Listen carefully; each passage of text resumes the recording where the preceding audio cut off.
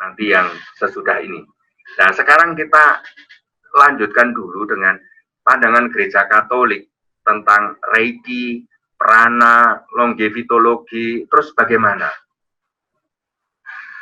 Nah, ini terkait dengan tadi, dari pertanyaan jiwa dan nefes, lalu sekarang kita ini, mungkin kita langsung, Romo, kita mau menilai dilarang atau tidak.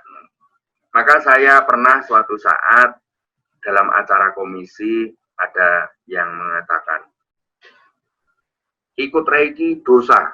Sudah. Ini harus dilarang. Yang latihan prana dosa. Lalu saya bilang, tolong sesudah sesi itu saya temui pembicaranya.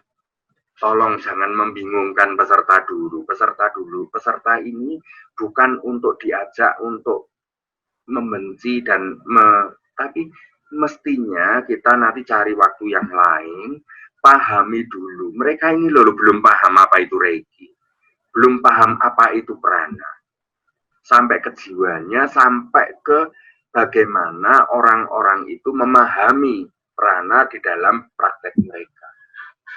Jadi bedanya penonton prana dan pelaku prana, meditasi prana, Reiki, olahraga Reiki, bela diri Reiki, Tai Chi, dan sebagainya. Maka kita tidak boleh, pokok nggak boleh, itu dosa, itu sesat, itu kafir, itu aliran bid'ah, semacam-macam. Sama-sama kita sedang bid'ah kalau sudah begitu, karena kita sama-sama bodoh. Jadi kita sedang memamerkan kebodohan untuk membodohkan yang dianggap bodoh. Jadi ini sang bodoh menghakimi orang bodoh, lalu kita mau ikut-ikutan menjadi peserta kebodohan itu atau bagaimana? Ya, nah mari kita sekarang belajar dari dokumen dari Dewan Pontifikal Kepausan untuk Budaya dan Dialog Antar Agama di Vatikan yang pada tanggal 3 Februari 2003 menerbitkan suatu rangkuman dalam rangka apa? Dalam rangka milenium baru ketiga, yaitu yang disebut dengan New Age, abad baru. Nah, dokumen ini diberi judul Tuhan Yesus sebagai pembawa air hidup. Suatu refleksi Kristiani, dia bilang refleksi Kristiani, Christian reflection, bukan judgment, bukan pengkafiran, tidak, tapi kita diajak untuk refleksi ke dalam diri kita sendiri tentang fenomena-fenomena New Age itu. Nah, sekarang bahwa sebenarnya sekarang ini dalam tradisi di Eropa sana banyak orang tergila-gila dengan kata New Age ini. Karena di dalam ilmu astronomi, dalam keyakinan astronomi, zodiak dan sebagainya, bahwa milenium tahun ketiga ini itu masuk abad Aquarius namanya, sesudah abad Pisces, ikan air. Konon ini adalah abad Kristiani, milenial ini, menurut tafsir orang-orang tertentu. Tapi bukan berdasarkan agama, tetapi berdasarkan sebuah filosofi, ramalan-ramalan, dan sebagainya. Maka ini momentum ini dipakai oleh gereja untuk berefleksi. Nah, oke. Kalau Reiki, lalu prana, lalu transcendental meditation, lalu yoga, lalu longevitologi dan sebagainya, itu macam-macam ini, ada bulatan-bulatan, ada kecil, ada besar, ada putih, ada merah, ada hijau, ada biru, ada coklat, macam-macam. Kita akan temui banyak fenomena, gejala-gejala, banyak. Tergantung ini lahir dalam konteks budaya mana. Nah, gereja mengajak melihat, mengapa kok muncul itu semua. Di Jawa ini, dari berabad-abad selalu muncul aliran kebatinan baru. Dan munculnya selalu kalau diteliti adalah ketika keadaan politik ekonomi kacau. Muncullah nabi-nabi baru, tokoh-tokoh baru membuat aliran-aliran baru. Nah, demikian juga gereja ketika mulai ada kejenuhan-kejenuhan dengan gereja, lalu muncullah aliran-aliran yang Pentekostal, evangelis, lalu juga yang mengadopsi fenomena-fenomena modern, sehingga misalnya orang kok banyak lari ke diskotik, maka bagaimana kalau orang dalam hidup beragamanya seperti diajak ke diskotik. Nah, kayak gitu, fenomena-fenomena, karena itu tidak diterima di dalam induk gerejanya, maka dia berdiri sendiri, lalu mendirikan gereja diskotik, itu misalnya kayak gitu.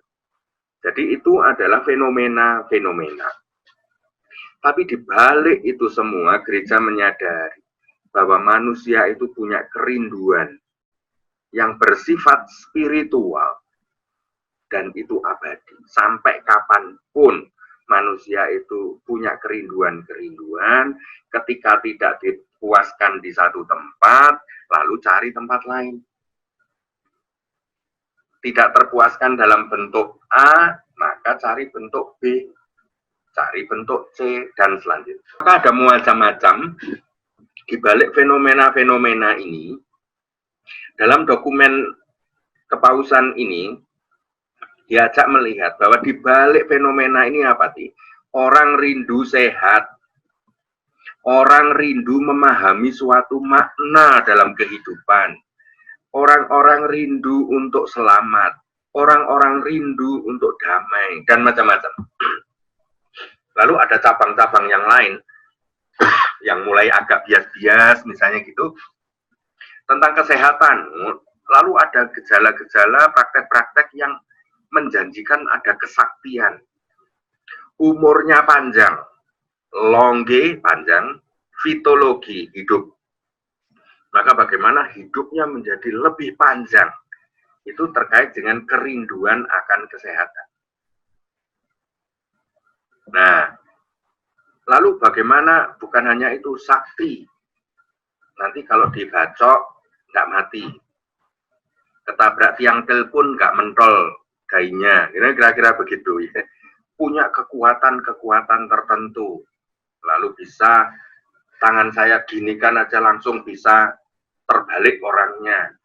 Orang sakit saya tunjuk dahinya gitu, langsung dia sadar sembuh.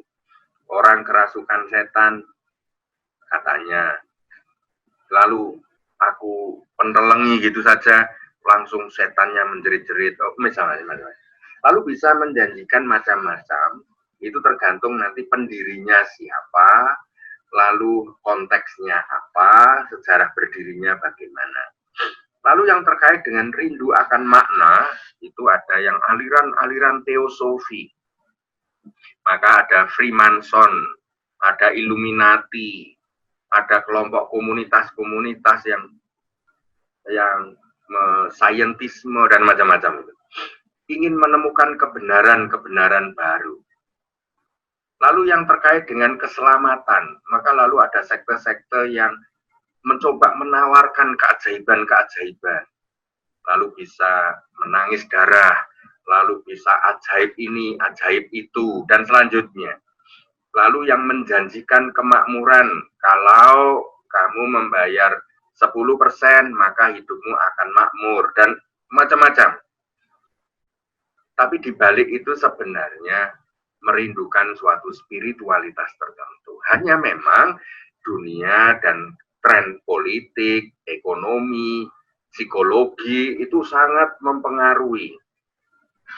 Ada orang yang sungguh-sungguh sejak kecil, misalnya dibully, tidak dihargai. Lalu ketika besar, dia ternyata pernah mendoakan orang, lalu sembuh. Nah, sembuhnya itu adalah akibat didoakan itu, ataukah akibat menemukan teman baik yang memberi perhatian dan kasih? Dia memberi perhatian. Atau apa? Nah, karena tercampur dengan kepahitan-kepahitan masa kecil, lalu juga tercampur dengan kerinduan, ingin diakui, ingin dipuji, ingin menjadi yang terbaik, dan sebagainya tercampur dengan itu. Maka lalu ketika sampai dewasa, lebih lagi dia belajar tentang teknik-teknik tertentu yang membuat bisa tanpa dia sadar akan mengakibatkan barang yang lain itu bisa berpindah atau kemampuan-kemampuan yang ajaib. Lalu ternyata ketika dia entah bagaimana tanpa bisa diketahui oleh orang lain secara rahasia, sehingga dia punya patung, sehingga patung Maria itu di matanya keluar air mata yang berupa darah, dan itu darah asli yang dipakai. Nah, lalu itu yang bisa mengangkat harga diri, menjadi populer, menjadi terkenal, menjadi diakui, menjadi dan sebagainya. Tentu bahwa fenomena itu tidak selalu begitu, tetapi itu kita tidak boleh mensimplifikasi sederhana untuk pasti ya atau pasti tidak. Itu kita tidak boleh tergesa-gesa. Maka gereja biasanya menunggu 100 tahun. Kalau 100 tahun itu buahnya kebaikan, baru dinyatakan ya. Maka nggak tergesa-gesa. Orang berbondong-bondong dulu dengan Maria menangis darah. Sampai orang. Lalu akhirnya ketika ya seperti bagi orang yang mengenal masa kecilnya, bagaimana masa kecilnya, pertumbuhannya bagaimana, kerinduannya bagaimana, dan lalu ke suatu titik tertentu mengalami keputusasaan dan tidak ada lagi orang yang menghargai dan sebagainya, lalu bisa bunuh diri, bisa stres, bisa desersi dan macam-macam. Oke, maka terkait dengan ini kita perlu jeli. Sekali lagi untuk tidak gegabah di dalam menilai. Tapi gereja menyadari, lalu mengkritik dirinya. Maka melalui dokumen ini, melalui dokumen saya yang juga punya bukunya ini, gereja melakukan autokritik. Ternyata kenapa sekarang orang Eropa tidak mau datang ke gereja, malah datang kepada pertemuan-pertemuan yoga, lalu mulai pergi ke India, ikut bertapa di gua-gua, mengikuti ajaran Upanishad, lalu juga ke gerakan-gerakan macam-macam. Nanti kita lihat beberapa yang disebut dalam dokumen ini. Lalu gereja mengkritik dirinya. Iya, kita ini khususnya komunitas-komunitas gereja kurang perhatian terhadap tema-tema aktual yang merupakan bagian dari sintesis perpaduan Katolik.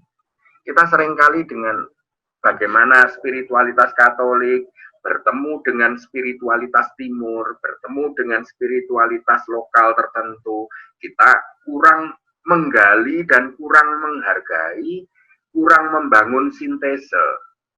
Sehingga akibatnya apa ya, hanya terus menilai pokoknya ini tidak boleh. Loh, kenapa tidak boleh? Itu tidak ada penjelasan. Nah, ini sekitar berabad-abad begitu. Maka lalu orang-orang generasi muda Barat misalnya sekarang ini ada yang menjadi sangat religius, membentuk kelompok-kelompok devosi macam-macam yang sangat religius, bisa saja. Atau bentuk sekte-sekte yang aneh-aneh, pemuja setan, lalu pemujaan seks, macam-macam. Maka di sini gereja mengajak kita untuk mengkritik diri kita sendiri, menyadari kembali pentingnya dimensi spiritual manusia dan integritasnya dengan seluruh kehidupan. Jadi ada dua, spiritual, integritas. Itu dua hal yang sangat penting. Sifat rohani di dalam kerinduan manusia dan integritas kedewasaan pribadi itu betapa penting. Apa artinya kita ini ikut CAP, ikut SEP, ikut rekoleksi, ikut retret, masuk biara, lalu rekoleksi panggilan, atau kelompok komunitas ini, komunitas itu. Kalau dua hal ini tidak terbangun, itu berarti kita sedang melakukan hal yang keliru. Bukan kelompoknya salah, tapi kita yang cara menghidupinya keliru. Karena apa? Karena kita tidak membangun dimensi spiritual, kerinduan rohani kita, dan mengintegritaskan diri kepribadian kita. Kalau pribadi kita menjadi semakin matang, semakin dewasa, nah itu tanda benar. Nanti kita lihat buah-buahnya. Seperti digambarkan oleh Santo Paulus dengan buah-buah roh.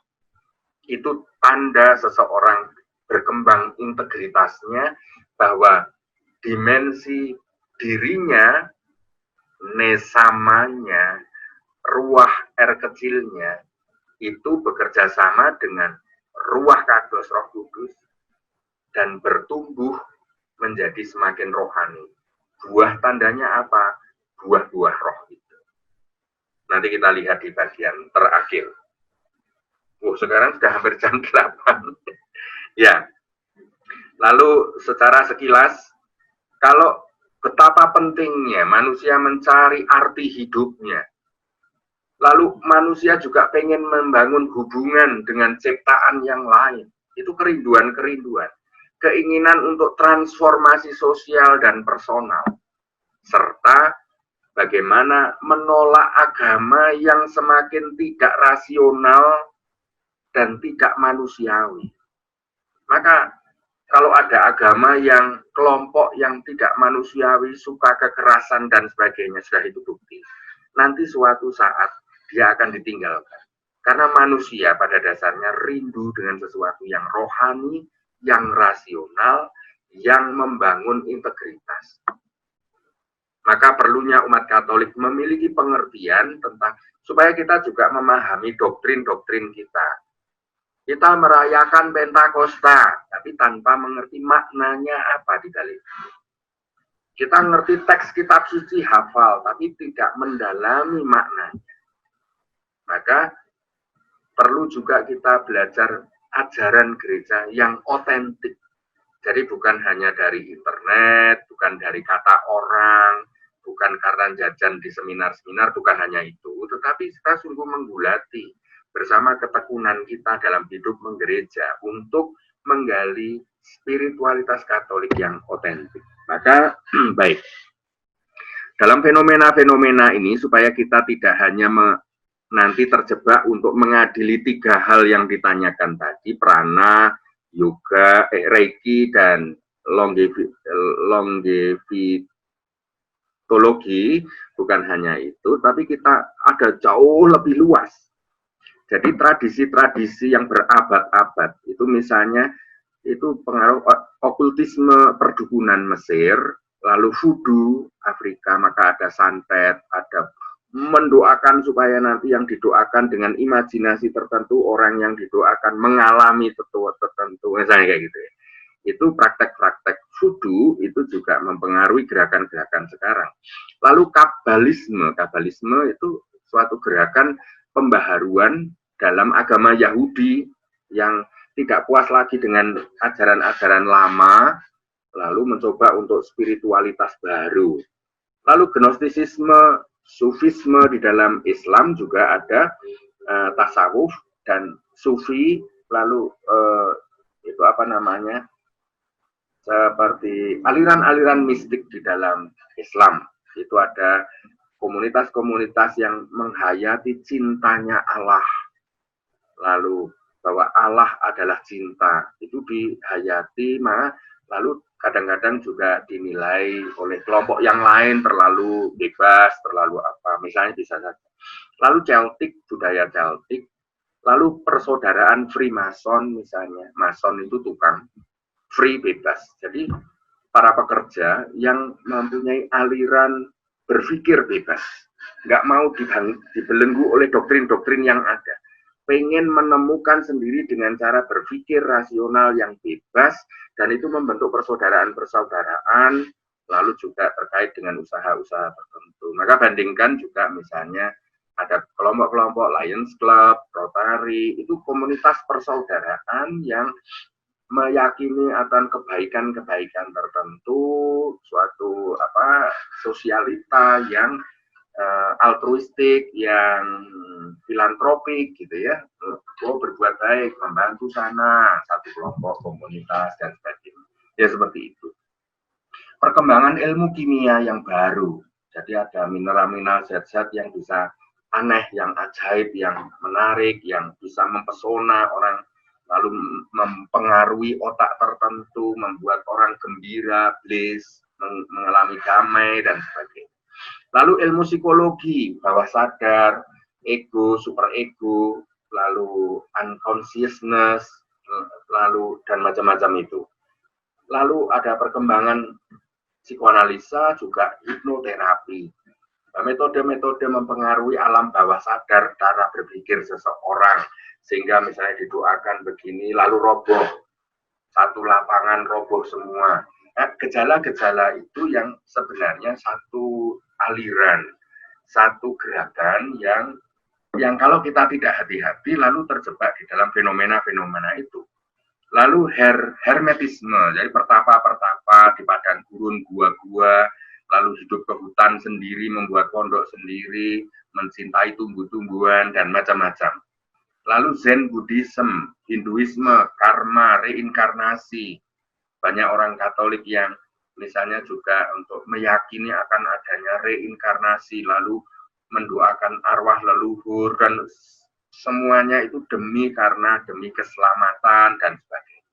Yoga, Feng Shui, lalu perkembangan ilmu kedokteran, sehingga kedokteran ini mulai seperti yang ini, ada pergeseran paradigma baru.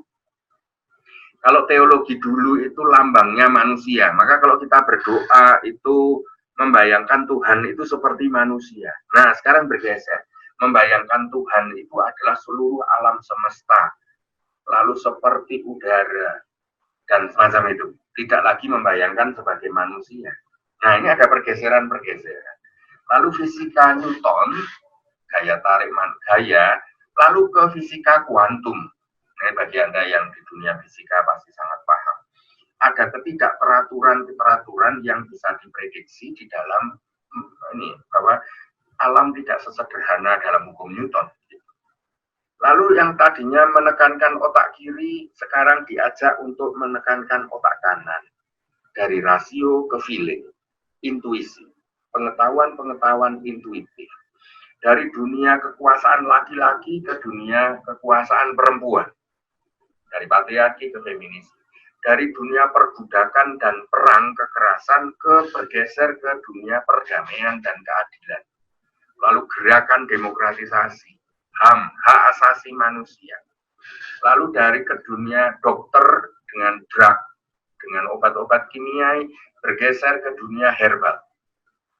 Dari analitik dualisme yang biasanya hanya kiri, kanan, atas, bawah, baik, buruk, benar, salah, ke pemahaman holistik, global, utuh, interrelasi kayak gitu, saling mempengaruhi antar alam semesta ini. Maka ada zodiak, ada ilmu perbintangan gitu ya, ada macam-macam, ada metode-metode macam-macam.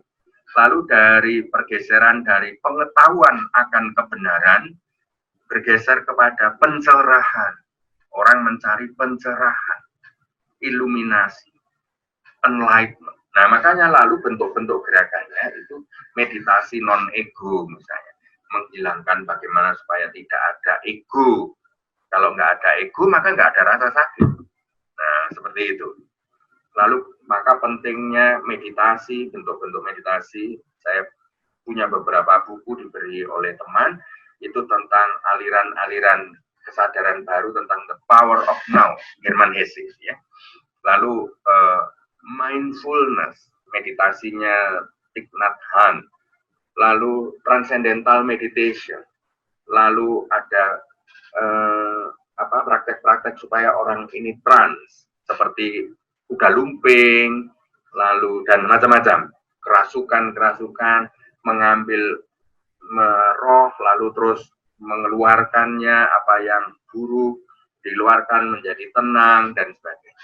Lalu pakai pemakaian tentang ganja, morfin dan sebagainya. Lalu mantra, musik, ini adalah hal-hal yang sebenarnya pengaruh-pengaruh fenomena di dalam New Age ini. Maka saya beri tulisan merah bahwa jangan tergesa-gesa menghakimi, lalu takut ini, berarti aku salah. Jangan menghakimi dulu, disadari dulu. Jadi bukan itu salah atau benar, tapi caraku menghayati, caraku mempraktekkan ini kebablasan, proporsional, sudah benar caraku melakukan atau salah. Karena seperti jurus, kalau salah di dalam menggerakkan otot-otot kita malah jadi kecedit sendiri, terkilir dan malah sakit semua. Lalu juga ada bentuk-bentuk terkait dengan orientasinya makhluk esoterik. Maka aliran-aliran channeling, saluran-saluran kepada arwah tertentu, Gajah Mada, arwahnya, bahkan saya pernah lihat ada seorang yang mau mencoba untuk bertemu dengan arwahnya Santo Petrus, macam-macam. Lalu dengan malaikat-malaikat tertentu, jadi yang dipuja-puja malaikat. Lalu berhubungan dengan dunia roh, pakai medium, lalu seperti mengumpulkan orang-orang indigo dan itu dimintai pertanyaan begini mencari tahu. Lalu ada satanisme atau satanic church, macam-macam ya. Lalu sekarang ini yang tergila-gila dengan makhluk IT, ekstraterestrial, misalnya di planet lain itu ada makhluk begini, ada makhluk begini. Itu malah jadi aliran-aliran sekte-sekte tertentu. Lalu orientasinya penyembuhan, ada hipnoterapi, ada terapi musik, ada macam-macam. Doa penyembuhan, itu juga bagian dari upaya-upaya yang sebenarnya kerinduan untuk sembuh. Lalu keadilan pada gerakan perdamaian, anti kekerasan, ada juga gerakan free sex. Bekas murid saya di Surabaya dulu, misalnya sekarang tinggal di Amerika, menunjukkan saya foto dia bersama orang-orang di stasiun, tidak lagi pakai bawahan, hanya pakai celana dalam, berjalan-jalan, dan untuk melawan budaya, memusuhi ideologi malu. Malu itu adalah ideologi yang perlu dilawan, macam-macam. Itu adalah, lalu seks itu adalah pilihan bebas dan bisa dilakukan sebagai ungkapan keluar untuk mendapatkan pencerahan di dalam hidup macam-macam. Ada yang pro-choice, itu yang bahwa aborsi atau tidak itu pilihanku. Jadi jangan terus dinilai secara agama dan sebagainya. Lalu gerakan pro-life yang membela kehidupan, mereka mati-matian menolak aborsi dan sebagainya. Itu gerakan-gerakan yang kita nggak perlu menilai dulu ini positif, negatif, baik, buruk, boleh, tidak boleh, jangan dulu tergesa-gesa. Ini adalah kalau kita terlalu cepat melompat ke sana, itu akan menjadi kita terlalu mudah terjebak, kepleset nanti. Lalu juga filosofi tafsir, ada teosofi, scientism, ada kebatinan-kebatinan, sekte-sekte baru. Maka yang paling penting bagi kita, amati dulu. Kalau ada fenomena, jangan langsung, ini boleh nggak Romo? Nanti saya bilang boleh, tapi ternyata menafsirkan saya kata boleh itu dia malah menafsirnya kebablasan. Maka harus diamati dulu. Pertama, apa yang nampak kepada indrawi kita? Tindakan aksi apa? Kegiatannya itu apa? Metodenya bagaimana? Kelengkapan yang dipakai apa saja? Strukturnya bagaimana? Ada aturan-aturan apa? Teks-teks pengajarannya bersifat bagaimana? Ideologis, mulai menjerat orang, mulai orang membuat teks-teks itu menjadi orang membenci orang lain, atau memisahkan diri dengan agama awalnya, atau terus bagaimana? Lalu lapis-lapis jenjang jangkauannya, oh ternyata kalau semakin tingkatnya lebih tinggi, dia akan semakin jauh hilang. Seperti pencucian otak itu misalnya, awalnya ya nggak apa-apa, biasa-biasa saja, baik, tapi lama-kelamaan dia sampai tega meninggalkan orang tua dan sebagainya. Seperti pernah saya di suatu paroki, saya wasmisa, loh kok kaget, saya nggak baca dulu intensi-intensinya. Lalu ada intensi. Dia mendoakan supaya ayahnya cepat meninggal untuk membebaskan dia dari kuasa kegelapan. Karena dia tidak percaya akan ini. Nah, misalnya kayak gitu. Wah, ini apa ini? Nah, ternyata sesudah mengikuti kelompok tertentu sampai jenjang tertentu menjadi seperti apa. Nah, itu yang perlu kita amati dulu. Karena misalnya Reiki ada yang bersifat olahraga, ataukah bersifat sekte, ataukah bersifat sebuah aliran kebatinan, ataukah bersifat apa. Nah, ini yang sejauh mana batas lapis jenjangnya sampai mana. Maka yang paling penting buah dampaknya apa. Nah, lalu sesudah itu kita juga perlu melihat apa yang tidak nampak dari mata kita. Filosofi di belakangnya bagaimana. Teologi ajaran-ajaran doktrinnya apa. Misalnya mulai menginjak sampai kepada namanya Tuhan itu tidak ada. Yang ada adalah energi alam semesta, sudah mulai. Maka kita mulai mewaspadai, melihat dulu apa yang ada di belakangnya itu. Ada ideologi apa? Jangan-jangan ini adalah suatu perjuangan politis tertentu. Lalu paradigma cara pandangnya terhadap Allah bagaimana? Cara pandangnya terhadap dunia bagaimana? Latar belakang berdirinya apa? Motif pendiriannya apa? Untuk cari duit, motifnya untuk cari popularitas, motifnya adalah untuk memenangkan suatu suku tertentu, ras tertentu, atau apa. Nah, itu hal yang tidak kelihatan, tetapi perlu kita gali pelajari. Jejaringnya siapa saja. Ada mitologi-mitologi, dongeng-dongeng, legenda-legenda yang diyakini Pancamata, dan selanjutnya.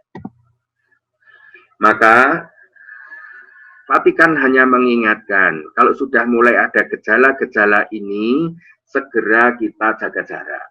Jaga jarak dan jangan lanjutkan. Itu sudah mulai arahnya salah. Misalnya, satu, narsisisme spiritual. Ternyata tujuannya yang dicari adalah kenikmatan itu sendiri. Pribadi Allah disingkirkan. Loh, itu Allah yang aku alami. Sebenarnya yang sedang dinikmati adalah kenikmatan itu sendiri, bukan Tuhan. Nah, itu yang disebut narsisisme spiritual. Orang meditasi, bukan Tuhan yang dicari, tapi kenikmatan yang diperoleh karena tenang, nafasnya teratur. Lalu itu, nah meditasinya tidak salah, tetapi kita lalu menjadi narsis. Maka yang disalahkan bukan metode meditasinya, tetapi sikap kita kok menjadi begini gitu.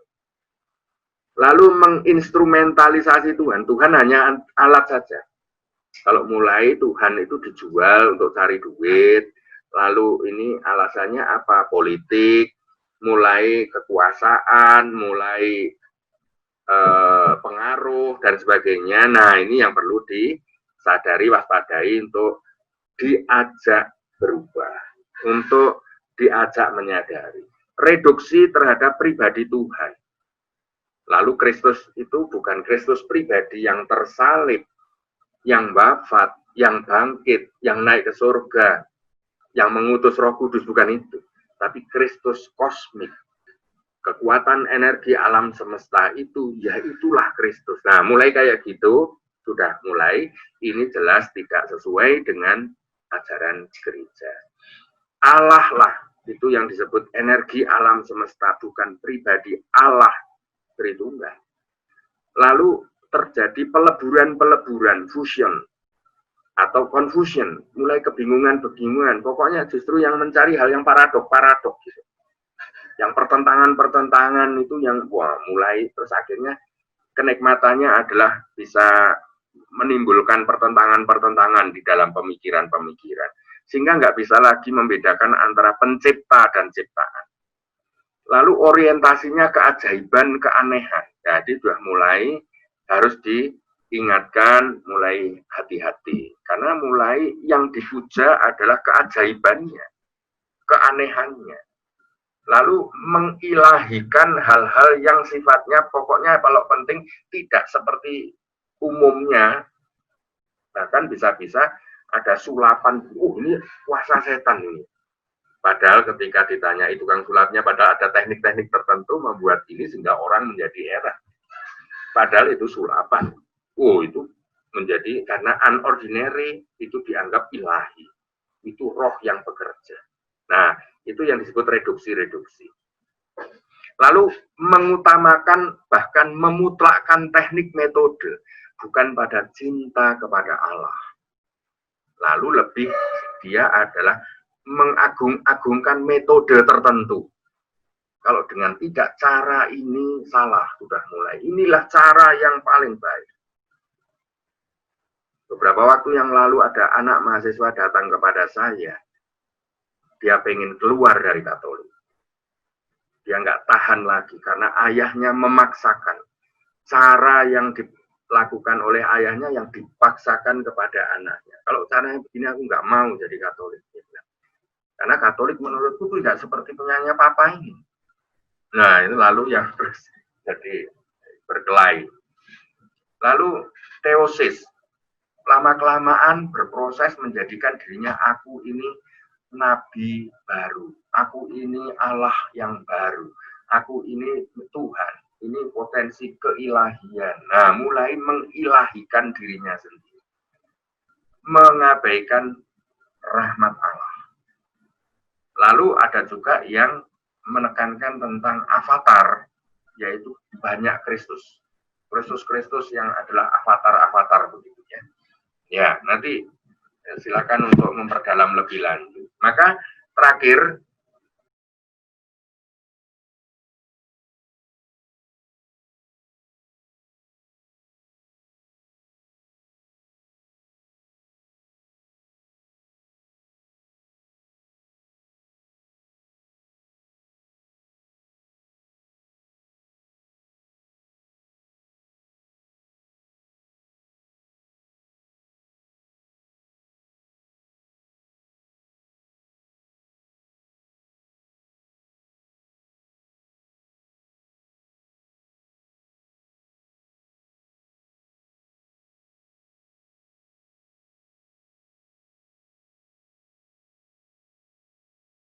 apakah ini trikotomi, pemisahan, atau pembedaan?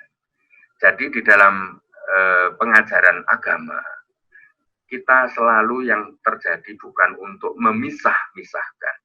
Nah, maka sikap kita selalu, frame kita, kacamata yang kita pakai bukan kacamata untuk memisah-misah, tetapi membedakan yang satu dengan yang lain, unsurnya ini perbedaannya apa, fungsi-fungsinya apa. Maka sekarang Roh Kudus dalam kehidupan sehari-hari, bahwa di dalam makhluk hidup 3 lingkaran itu, lahir baru itu, ini yang terjadi di dalam makhluk hidup itu ada ruah yang sudah ada sejak kita ini ada di dalam kandungan ibu kita. Ada nafas kehidupan, ada ruah yang ini yang lahir, yang ini nanti kita akan perjelas di dalam fungsi nesama. Jadi nesama ini adalah suatu dorongan kehendak di dalam ruahnya. Ruah R kecil, dalam R kecil. Jadi manusia ini sebelum kenal Roh Kudus, orang pribumi di Amazon pedalaman pun mempunyai ruah di dalam dirinya. Ruah alami sejak dia diciptakan. Nah, itu di dalam ruahnya itu berwujud ada nama nesama. Nesama yang suatu kehendak, dorongan yang membuka diri untuk bertemu, bekerja sama dengan Roh Kudus dari Allah. Maka ketika dia terbuka, maka lahir baru. Nesama ini yang mendorong orang menolak godaan-godaan iblis, setan, roh jahat untuk membuka diri kepada Roh Kudus. Itu yang disebut dengan hidup lahir baru, terbuka terhadap Roh Kudus. Nah, tapi sebaliknya, dia tidak menghendaki membuka kepada Roh Kudus. Karena begitu kuatnya kuasa iblis di dalam nefes dan basarnya, dalam dunia jiwa dan jiwa dalam artian soul, nefes dalam pengertian jiwa itu tadi seperti yang kita dalami dalam pengertian Ibrani tadi. Semangat hidup ini dipengaruhi sehingga dia akhirnya tidak punya kehendak untuk membuka diri terhadap roh, menutup, maka menolak Roh Kudus. Bahkan lebih lagi bisa menjadi menghujat Roh Kudus. Maka itu adalah instansinya, istilah saya pakai instansi, nesama. Jadi nesama itu kalau sebenarnya adalah pada kodratnya ditanamkan oleh Allah untuk mendorong roh, spirit, jiwa, basar manusia ini untuk menuju kepada Allah, meningkat kepada Allah. Namun Allah juga memberi kebebasan karena akal budinya dan bertumbuh dalam perkembangannya karena kuasa-kuasa kegelapan, maka juga basar dan nefes ini tidak mengembangkan nesamanya untuk bertemu dengan Roh Kudus, tidak. Maka spirit roh dirinya itu tidak diresapi karena nggak membuka diri terhadap Roh Kudus. Oke. Maka gambar sederhananya begini. Infus. Ini dokter menginfus. Maka kalau ini ketakutan seperti ini, maka udah susah untuk ditembus. Bahkan bisa-bisa sampai jarumnya patah. Menolak. Bahkan dia lari, tidak mau diinfus. Nah ini yang bisa saja. Dia bukan hanya lari, menghujat dunia medik, menghujat dokter, menghujat perawatnya, bisa saja. Nah demikian juga kita juga bisa menghujat Roh Kudus. Karena apa? Sebenarnya problemnya ada di dalam sini. Nah seorang anak kecil ini ya terbuka dengan polosnya, nesamahnya masih jernih, murni, dan ruahnya ini sungguh-sungguh ruah yang terbuka untuk di-infuse. Maka dimasuki apa di dalam dirinya, dia pasrah dan membuka terhadap karya roh, maka dia akan hidup baru karena dipenuhi dengan karunia-karunia yang mengalir lewat pipa itu ke dalam dirinya. Dia tidak menolak sama sekali. Maka di dalam konseling pun juga demikian. Maka dalam konseling juga ketika konselor dengan konseli terbuka, nesamanya adalah dorongan rindu untuk diriku menjadi sehat jiwaku. Dia menyadari, mengakui akan kesalahan dan dosa, kesalahan dan keteledorannya. Kalau ada kerendahan hati, nesamahnya itu kuat, maka dia datang ke psikiater. Tapi kalau orang nesamanya tertutup, diomongi, ayo pergi ke psikiater, malah tersinggung, malah kita dimusuhi, oh bisa saja. Aku tidak sakit jiwa. Justru disitulah akan menjadi sakit jiwa. Nesamahnya tidak berkembang. Dia menutup untuk pencerahan nasihat dari psikiater. Nah, demikian juga dalam baptisan. Maka ini kalau menolak, ya nggak akan menerima Roh Kudus. Maka karena dia punya iman akan Allah yang menyelamatkan, maka karunia ini dialirkan ke dalam dirinya karena nesamanya terbuka. Nah, ruah alaminya, ruah asali, ruah hidup itu membuka bagi Ruah Kudus dan dia diurapi, dibaptis dengan Roh Kudus. Nah, maka demikian juga di dalam eksorsisme. Maka pemahaman ini juga hendaknya kita pahami. Eksorsisme itu bukan kesaktiannya Romo ini, tidak. Karena Romo ini punya iman. Timnya ini punya iman. Dan ini terus menjadikan dirinya saluran bagi karunia Roh Kudus. Supaya diri Roh Kudus sungguh hadir, berkuasa, membantu si subjek yang dirinya dikuasai oleh subjek jahat. Sehingga bagaimana diri si pasien ini, klien ini menjadi kuat kembali untuk menghadapi dirinya sembuh. Nah, lalu terbangunlah di dalam diri si ini, pasien ini, iman yang sama. Dari roh jahat menjadi roh kudus. Karena dipenuhi oleh roh kudus. Dan kita semua memfasilitasi hubungan roh kudus dengan dia yang menutup. Seperti anak kecil yang tadi tidak bisa diinfus tadi. Nah, kalau diinfus tadi karena dia dipengaruhi oleh berita-berita yang sakit, ini menyiksa, itu racun, maka dia menolak. Nah, itu kuasa jahat itu juga mempengaruhinya kayak gitu, mempengaruhi sampai pemahaman dan keyakinan si orang klien ini menjadi digantikan oleh roh jahat itu sendiri. Nah, maka eksorsisme adalah kerjasamanya orang-orang beriman dengan otoritas kuasa tabisan yang dia karena Roh Kuduslah justru pelaku utama di dalam eksorsisme. Kalau Romo ini tergoda untuk sombong, aku sakti, ini kekuatan dari diriku, maka roh jahat juga akan dari sini pindah ke sini atau dua-duanya menjadi jahat. Karena dikuasai oleh kesombongan, satu jadi ini, akhirnya seakan-akan, akhirnya semua tertipu oleh roh jahat. Dikira sembuh. Tetapi sebenarnya dua-duanya lalu memiliki kuasa jahat. Jadi begitu kira-kira tentang jobdesk Roh Kudus, bahwa secara singkat karena waktunya sudah jam 8 lebih, bahwa Yesus Kristus ini adalah roh kasih Allah yang menjadi manusia, berdaging melalui Bunda Maria yang wafat di salib, dimakamkan, tetapi bangkit dan naik ke surga secara ilahi. Maka kita nggak usah sibuk mencari ilmu pengetahuan yang bisa memahami ini. Kita nggak usah bingung dengan itu. Faktanya begitu, bahwa fakta itu kita belum paham. Oke, nanti suatu saat Roh Kudus sendiri biar yang membimbing kita untuk menjadi kita punya karunia pengetahuan itu.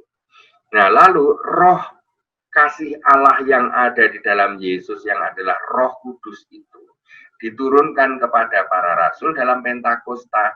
Roh ini yang hidup di antara mereka dan terus berkembang menjadi gereja. Gereja menjadi tubuh Yesus yang baru.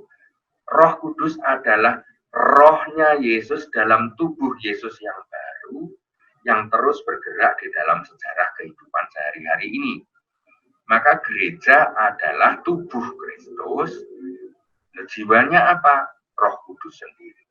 Roh Kudus yang mendampingi seluruh persekutuan umat Allah yang terus mengalir melanjutkan tradisi para rasul ini.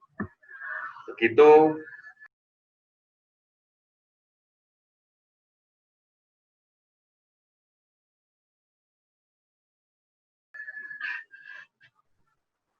Paling akhirnya dalam hidup sehari-hari kita lihat Bapak Ibu, apa yang diinfus itu tadi?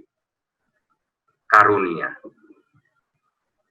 Nah, karunia-karunia yang dialirkan dan ketika kita tidak menolak karunia Roh Kudus, sudah biarkan seperti bayi tadi yang diinfus oleh karunia-karunia, ada 9 pipa yang mengurapi kita dengan hikmat, dengan pengetahuan, dengan iman akan yang ilahi. Untuk karunia menyembuhkan, karunia mujizat, karunia bernubuat, karunia membedakan roh, karunia untuk berbahasa roh, karunia untuk menafsirkan bahasa roh. Karunia-karunia ini biarkan untuk mengalir ke dalam diri kita, mengurapi ruah kita.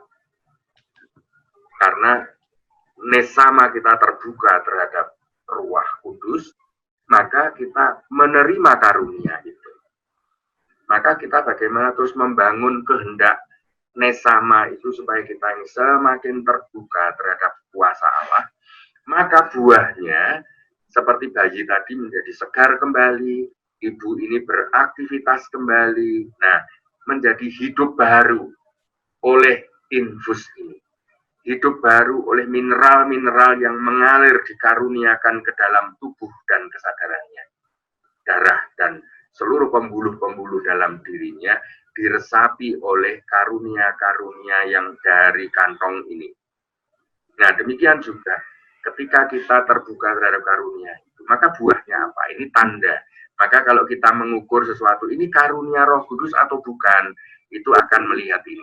Dia menjadi penuh kasih atau tidak, ada sukacita atau tidak, dia damai sejahtera atau tidak, atau ternyata damai hanya kalau persekutuan doa, damai kalau sedang di gereja, damai kalau sedang mimpin misa. Bahkan kadang-kadang kami Romo pun waktu mimpin misa pun tidak damai. Wah, ini pasti dia bukan buah, ini bukan buah Roh Kudus. Dia sedang nesamanya tidak membuka diri terhadap Roh Kudus.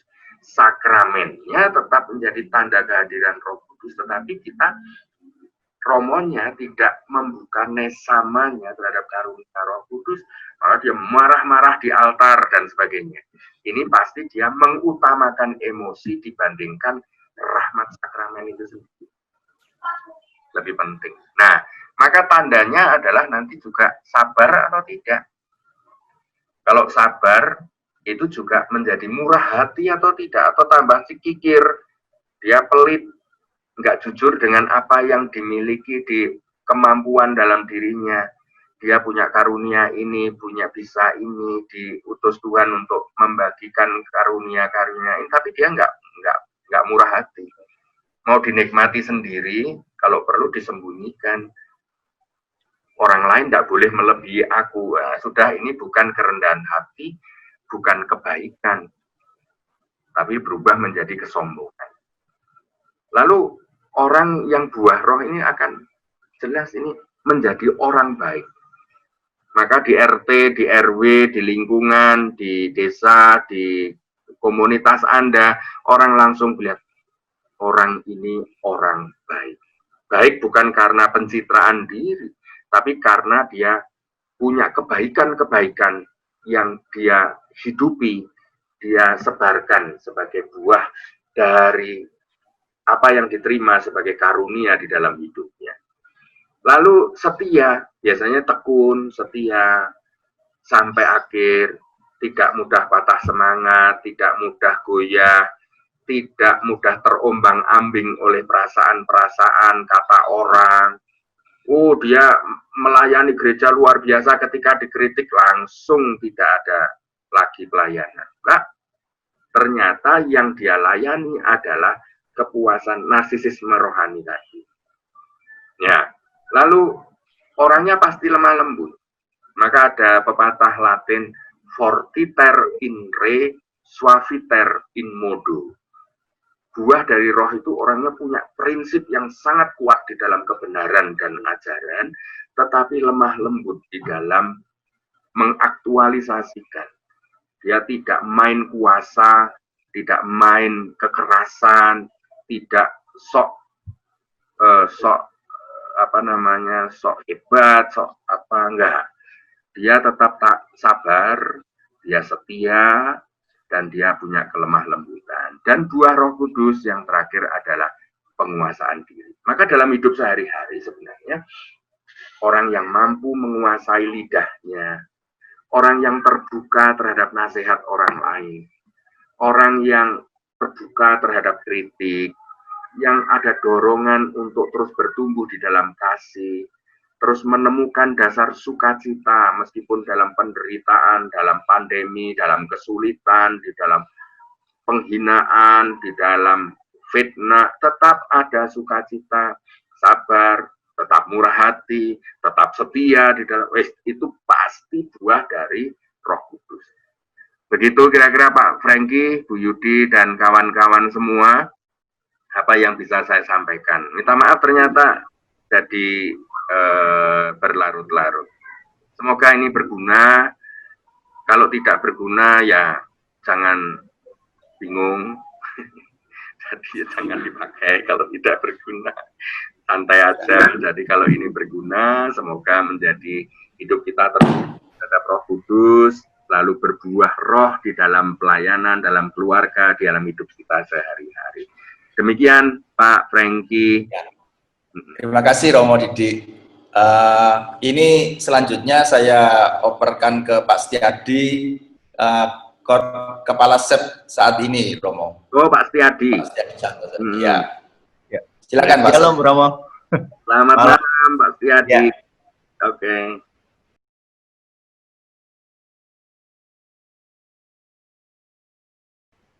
Bapak Ibu para sahabat, tadi Romo Didit sudah menjawab mungkin yang paling penting dua dulu ya Romo ya. Dua pertanyaan itu ya Romo ya. Dan yang lain nanti nyambung gitu ya, mengikuti ya. Tadi ditanyakan yang awal itu apakah jiwa sama dengan nefes? Ya. Bisa ya, bisa tidak. Ya. Karena bahasa itu lahirkan dari budaya yang berbeda-beda. Diungkapkan dari budaya yang berbeda-beda. Sehingga untuk mengatakan sama, menerjemahkannya itu tentu dengan teliti, karena memang tidak bisa diterjemahkan sekaligus sama ya. Romo gitu ya Romo ya. Tentang Reiki ya, tentang Reiki ada satu hal yang digarisbawahi oleh Romo Didi pada malam hari ini. Kita mesti waspada. Waspada, ya. Sudah mengabaikan pribadi Allah, mereduksi Tuhan, dan tidak sesuai dengan ajaran gereja Katolik. Betul ya Romo ya? Jadi kalau kita melihat itu sudah tidak sesuai dengan ajaran gereja Katolik, meskipun tadi dokumen itu sifatnya refleksi, tapi kita harus waspada dan menjauhi. Gitu ya Romo ya? Kalau sejauh sebagai olahraga, ya silahkan. Lalu untuk kesehatan, untuk apa, membantu untuk kelancaran darah dan sebagainya, baik aja. Nah, yang penting mewaspadai apa yang di belakangnya, jangan sampai kita kebablasan. Ya, Romo.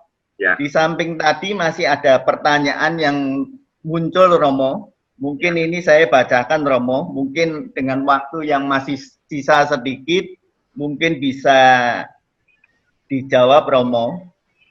Apakah Roh Kudus menetap dalam diri manusia?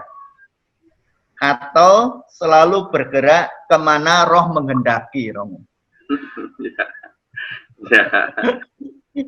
Nah, ada dua hal yang bagi saya dalam iman saya itu ada dua hal yang perlu kita perhatikan, bahwa Roh Kudus itu adalah hak prerogatifnya Allah. Jadi bukan kita yang menguasai harus untuk begini loh ya, memerintahkan, enggak. Yang kita punya adalah nesama. Yang kita punya adalah kehendak untuk membuka diri terhadap karya Roh. Nah, kalau nesama ini kita buka, pintu kita selalu buka ya Roh Kudus. Kalau berkehendak untuk mengubah hidup kita, bertahta di dalam hati kita, menggembalakan kita ya maka akan, istilah sederhananya ya, Roh Kudus kerasan dengan kita karena kita terbuka, kehendaknya kita terbuka, nesama itu terbuka, dan kita selalu memokuskan diri kepada kehendak-kehendak Tuhan, ya otomatis Roh Kudus akan kerasan di situ kita gitu. Bukan karena kita perintah, bukan karena kita atur gitu. Jadi otoritasnya ada pada Roh Kudus ya Romo ya. Ya, dia mengembus kemana saja, silakan. Ya. Yang kedua Romo, apakah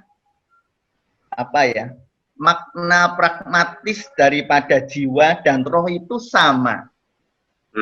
Itu ya tergantung konteks dipakai dalam pembicaraan apa. Misalnya ya, kita ngomong dalam acara uka-uka apa guys, yang hantu-hantu itu ya. Nah, ketika kita ngomong sambil nonton film hantu-hantu misalnya, nah lalu kita ngomong tentang roh, ya akan pembicaraan bergeser memaknai secara pragmatik roh itu adalah yang gentayangan itu, yang wajahnya horor-horor kayak gitu. Kalau konteks pembicaraannya begitu. Tapi ketika kita dalam dunia persekutuan doa, ketika kita pendalaman kitab suci, jiwa dan roh itu adalah suatu realitas yang konteksnya sama di dalam pemahaman kita. Ya. Ya, itu tadi yang Romo Didik mungkin menjawab pertanyaan. Romo masih ada waktu nggak, Romo, untuk bertanya?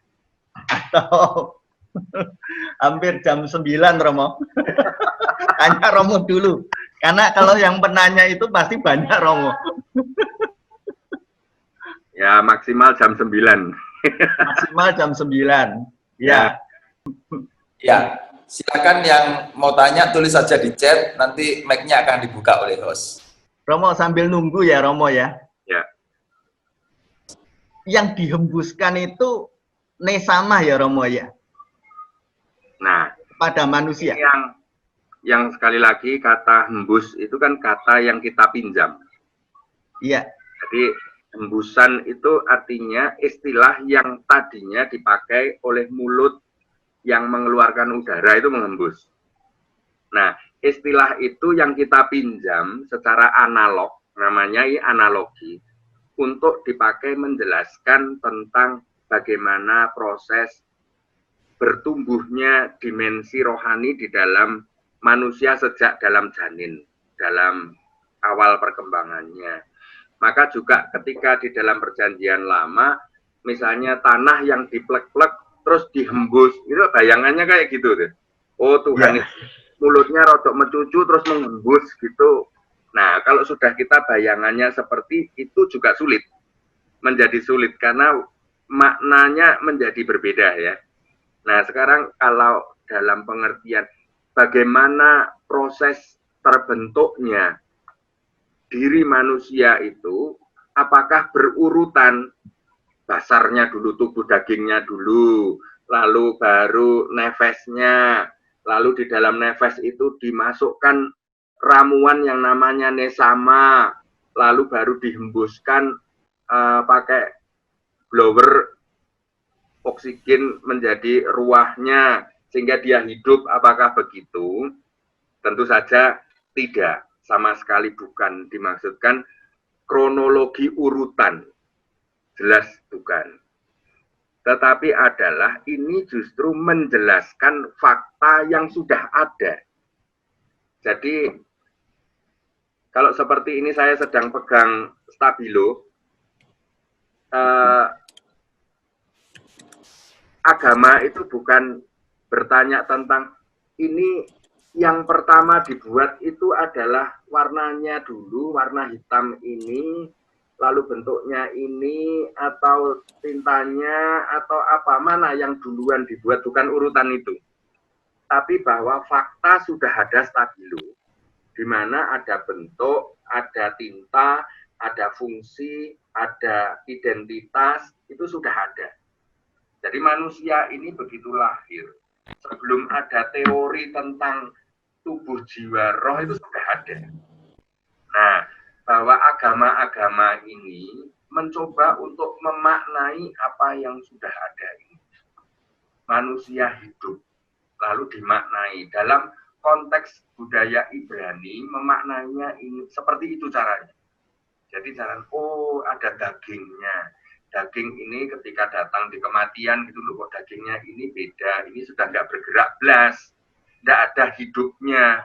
Nah hidupnya ini apa ya? Nah baru cari tahu, merenungkan, mencoba untuk menamai apa yang ditemukan di dalam refleksinya. Nah itu baru ini.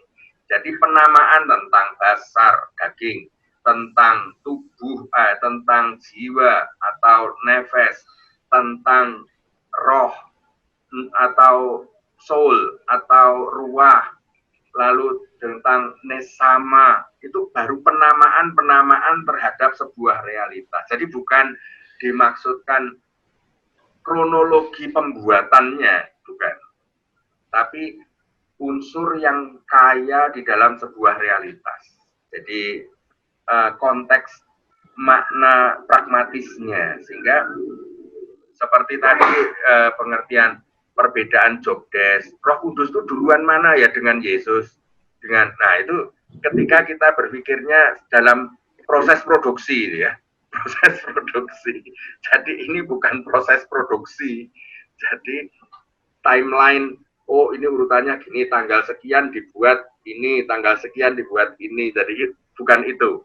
Seperti kitab Kejadian 1 dan kitab Kejadian 2, itu bukan bermaksud untuk wartawan laporan peristiwa, kronologi peristiwa, kejadian pembuatan, tidak. Tapi sudah ada alam semesta dan manusia dengan budayanya, dengan mentalitasnya, dengan kerusakannya, sudah ada. Lalu 1500 tahun sebelum Masehi itu manusia mencoba memaknai peristiwa itu. Jadi begitu muncullah istilah-istilah. Jadi bukan penulis kitab suci ada nonton Tuhan menciptakan Adam gitu, enggak. Iya, Romo. Iya. Terima kasih Romo Didi. Oke. Kalau lagi bingung, yang penting membuka hati ya Romo ya, gitu aja ya Romo ya. Yang penting membuka hati daripada kita pusing dengan Nesama Nefes ya Romo ya. Nah, itu hanya nama. Itu hanya nama, yang penting kita sadari. Menurut saya yang paling penting adalah buah-buah roh, itu yang paling penting. Iya. Ya. Dari seluruh perjumpaan kita selama 2 kali ini, yang paling penting adalah buah-buah roh. Karunia roh itu adalah haknya Tuhan memberi kepada kita. Jangan memaksa Tuhan untuk memberi. Tapi bahwa buah-buah roh itu kita usahakan untuk terus kita hidupi, kita bertumbuh di sana, berbuah. Gitu ya. Pak Setiadi. Romo, mudah-mudahan masih ada waktu. Ini ada yang bertanya, Romo, ada 2. Bagaimana mencegah spiritual? Mencegah apa? Narsisme spiritual. Ya, memang itu narsis. Betul. Ya. Spiritualitas narsis itu. Ya, itu adalah pentingnya renungan, pentingnya refleksi. Sekali lagi adalah keterbukaan kita terbuka terhadap masukan-masukan, kritik, evaluasi, nasihat, pewartaan, pengajaran, dan sebagainya. Karena itu memberitahu kepada kita. Itu bisa menjadi saluran karunia untuk pengetahuan, mengetahui. Rahmat pengetahuan itu bisa dianugerahkan ke kita kalau kita juga membuka diri itu tadi ya, nesamanya itu. Nah lalu kalau nggak biasa refleksi, nggak akan tahu aku itu narsis atau tidak gitu. Karena nggak pernah bertanya, tidak pernah meneliti apa yang kita buat gitu. Seperti kalau aku misalnya ngajar begini, sebenarnya aku mendengarkan di dalam batinku ini, aku ini sebenarnya motifnya apa gitu. Di balik semua kegiatanku, motivasiku apa, intensiku apa. Nah itu akan kita menjadi jeli. Oh ternyata ini orang-orang ini hanya alatku toh. Oke, ya ini aku sadari, aku perbaiki. Nah, kalau kita lalu rendah hati membuka diri terhadap rahmat, menjadi rendah hati di hadapan Roh Kudus, maka kita akan disembuhkan narsisisme itu. Kita menjadi rendah hati, kembali membuka diri terhadap karya Roh, biar Roh bertahta dan berkarya melalui kita. Ya, kuncinya membuka hati agar Roh benar-benar bekerja di dalam diri kita ya Romo ya. Ya. Yang terakhir ini Romo, pertanyaan ya. Apakah ini pertanyaannya, apakah roh orang yang sudah meninggal bisa dipanggil untuk diajak berkomunikasi? Saya tidak berani menjawab. Artinya, saya sendiri belum pernah mengalami. Kalau toh ada yang sepertinya fenomena-fenomena seperti itu, saya pun juga belum pernah diyakinkan sepenuhnya bahwa itu memang seperti itu. Makanya saya belum berani menjawab itu. Tapi bahwa pada waktu saya kuliah dulu di seminari, kuliah teologi moral, itu salah satunya adalah Gereja Katolik. Mengapa Gereja Katolik mendoakan para arwah? Tetapi kita Gereja Katolik dilarang untuk memanggil arwah-arwah. Ya, mengapa? Artinya, oh berarti bisa ya memanggil arwah. Kalau dari sisi, jadi ada fenomena-fenomena di mana memanggil arwah untuk diperalat bagi kepentingan manusia. Nah, itu yang tidak boleh dalam Gereja Katolik. Gereja Katolik itu harus mengasihi para arwah, mendoakan supaya mereka bahagia, diampuni dosanya, dan diselamatkan, bukan untuk dipekerjakan atau disuruh-suruh. Ya. Dipanggil untuk disuruh-suruh. Itu di gereja melarang. Ya. Ya. Ya, mungkin tadi Bapak yang bertanya itu, apakah roh orang meninggal bisa dipanggil? Kalaupun bisa, ya, Gereja Katolik melarang untuk memanggil. Ya. Tetapi Gereja Katolik meminta kita mendoakan saudara-saudara kita yang sudah meninggal supaya mereka mendapat kebahagiaan, diampuni dosa-dosanya, dan bisa bersatu dengan Allah di surga. Ya Romo ya? Betul, sangat tepat. Ya. Bapak Ibu, rasanya malam hari ini kalau dibuka pertanyaan pasti panjang, masih banyak, dan saya tahu waktunya Romo Didi juga terbatas sampai jam 9. Romo pengen tanya satu, Romo. Kalau ada yang mau bertanya, boleh kirim WA atau enggak nih, Romo? Bisa dikumpulkan seperti kemarin ke Pak Franky, bisa ke lewat Pak Setiadi, misalnya dikumpulkan gitu. Itu nanti ya, Romo ya. Tahu kalau misalnya saya sudah siap atau apa, nanti saya minta tolong Romo yang berkompeten atau Bapak Ibu yang berkompeten tentang itu misalnya untuk menjawab ini. Lalu mungkin saya bisa menjawab yang ini. Saya pikir itu ya. Ya, oke. Terima kasih Romo. Jadi Bapak Ibu, kalau masih rasanya ada yang pengen tanya tapi karena waktunya Romo Didik terbatas, maka silahkan nanti Pak Franky akan keluarkan lagi tempat untuk bertanya itu, dan boleh mengajukan pertanyaan, dan biarlah Romo Didi nanti yang menjawab atau meminta kita untuk menjawab. Ya Romo ya? Ya, betul. Ya. Oke, Bapak Ibu, kita akhiri. Saya serahkan ke Bu Lani. Mungkin nanti ditutup sekalian dengan doa ya Bu Lani ya. Doa penutup, lagu penutup. Ya. Terima kasih Romo Didi. Terima kasih, Tuhan memberkati kita semua. Ya. Terima kasih. Terima kasih, Romo Didi. Untuk Bapak Ibu semua. Romo jangan pergi dulu Romo, nanti selesai doa kita akan foto bersama Romo. Dan juga minta berkat dari Romo sekalian. Iya, minta berkat dari Romo.